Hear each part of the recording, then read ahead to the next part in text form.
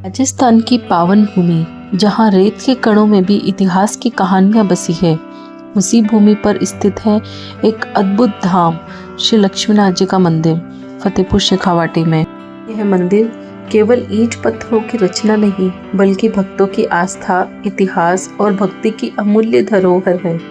पवित्र धाम का इतिहास प्रारंभ होता है संवत 1552 से, जब मोहम्मद अली नामक एक पठान को हैदराबाद में भूमि के भीतर से भगवान लक्ष्मीनाथ जी की प्रतिमा प्राप्त हुई। उन्होंने इसे 59 वर्षों तक संभाल कर रखा। संवत 1588 में यह दिव्य प्रतिमा फतेहपुर लाई गई। इससे पहले सीताराम जी मंदिर में स्थापित हुई, लेकिन भगवान की महिमा थी कि उन्होंने स्वयं के लिए एक भव्य स्थान का संकेत दिया। संवत 1621 में एक छोटा मंदिर बना और अंततः संवत 1806 में श्री नाहरमल जी लोहिया द्वारा वर्तमान भव्य मंदिर का निर्माण कराया गया। भूमि का दान अग्रवाल समाज ने किया।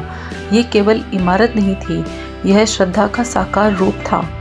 इस मंदिर की सबसे अनोखी बात यह है कि यहाँ बद्रीनाथ धाम की परंपरा निभाई जाती है। जब बद्रीनाथ धाम में कपाट खुलते हैं, तब यहाँ चंदन व तुलसी की आरती होती है, और जब वहाँ कपाट बंद होते हैं तो यहाँ दीपों से आरती की जाती है। स्वामी करपात्री जी महाराज ने भी यहाँ आकर कहा था कि यह स्थान बद्रीनाथ के समकक्ष है। संवत 2032 में इस मंदिर का प्रबंधन एक ट्रस्ट को सौंपा गया, जिसके अथक प्रयासों से मंदिर परिसर में सभा भवन, शिव मंदिर और जलकुंड जैसे विकास कार्य हुए। यहाँ का हर पर्व, हर उत्सव भगवान की भक्ति में डूबा है। दीपावली की दीप शिखाएं, होली के रंग, जन्माष्टमी की झांकियाँ, हर अवसर पर यह धाम जीवंत हो उठता है। श्री लक्ष्मीनाथ जी का यह धाम केवल दर्शन का स्थान नहीं, यह आत्मा की शांति, श्रद्धा का अनुभव और मोक्ष का मार्ग है। एक बार इस धाम में आकर देखिए, प्रभु स्वयं आपको बुला रहे हैं। मंदिर में बहुत ही सुंदर पेंटिंग बनाई गई है और ग्लास वर्क भी किया गया है। जगह जगह मंत्र, श्लोक, आरती लिखी गई है, भगवान की पेंटिंग्स बनाई गई है। एक अलग से कक्ष बना गया है जिसे वहाँ के लोग शिवालय कहते हैं, जिसके अंदर भगवान शिव, माता पार्वती, पुत्र गणेश, कार्तिकेय व नंदी बाबा के साथ विराजमान है। साथ ही उसी शिवालय में एक दूसरी ओर पूरे 11 शिवलिंग बने हुए हैं। मंदिर के चमत्कार को लेकर कई सारी कहानियां प्रचलित है, जो इस प्रकार है।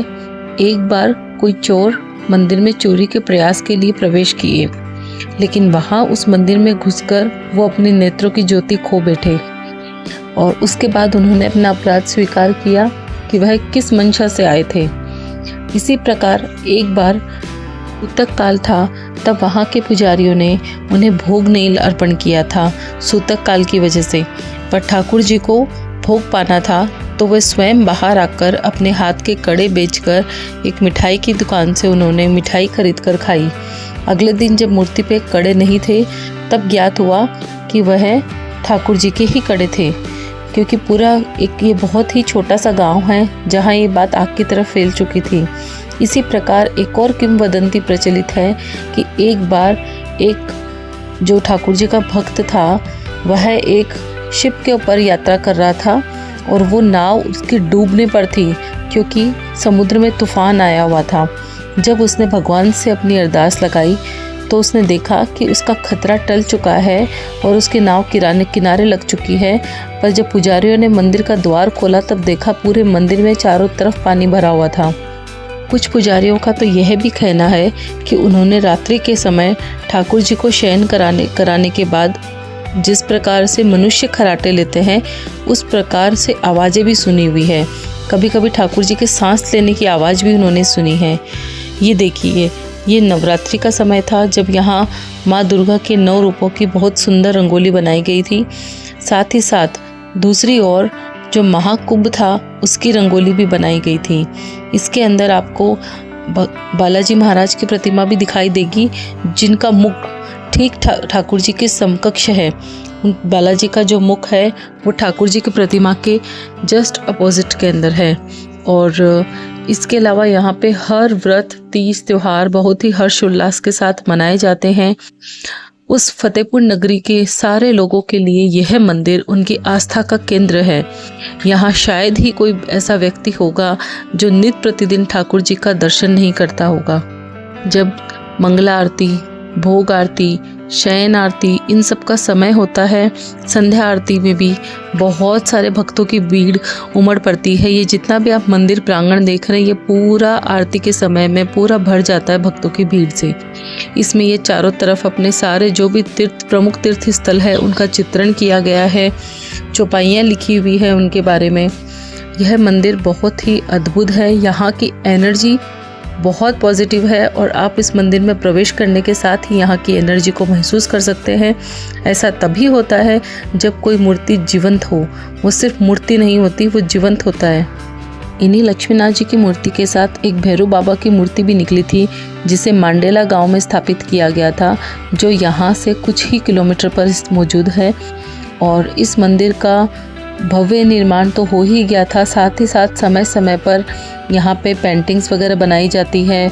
और जब लक्ष्मीनाथ जी का स्थापना महोत्सव आता है, कि जैसे कि इस वर्ष 12 मई को होने जा रहा है, उसके लिए भी यहाँ पे पहले से ही पोस्टर लगे हुए हैं, भक्तों को आमंत्रण दिया गया है। 495 साल लक्ष्मीनाथ जी के इस मंदिर को स्थापना हुए हो जाएंगे और जब स्थापना का महोत्सव होता है तो वो बहुत विराट रूप से होता है। बहुत ही भव्य शोभा यात्रा निकाली जाती है। नगर का एक एक प्राणी उस शोभा यात्रा में भाग लेता है और दृश्य ऐसे इतने रोमांचक होते हैं कि आपकी आंखों से अपने आप ही अश्रु बह उठते हैं। बहुत ही भव्य दिव्य झांकियाँ निकलती है। ठाकुर जी को पूरा नगर भ्रमण करवाया जाता है। मंदिर में सेवा पूजा मौसम के अनुसार की जाती है। गर्मियों में ठाकुर जी को अलग तरीके से सेवा की जाती है, सर्दियों के मौसम में अलग तरीके से सेवा की जाती है। वो राजस्थान के सीकर जिले में बसा एक ऐतिहासिक नगर है, जिसे ओपन आर्ट गैलरी भी कहा जाता है। यहाँ की हवेलियों की भित्ति चित्रकारी और मंदिरों की भव्यता यहाँ की समृद्ध सांस्कृतिक विरासत को दर्शाती है। अगर आप भी कभी राजस्थान आए तो फतेहपुर शेखावाटी के इस मंदिर को अवश्य देखें। यहाँ की भक्ति, इतिहास और स्थापत्य कला आपका मन मोह लेगी। अगर आपको हमारी वीडियो अच्छी लगी हो तो please like, share and subscribe this channel. जय श्री लक्ष्मीनाथ जी की, जय श्री ठाकुर जी की।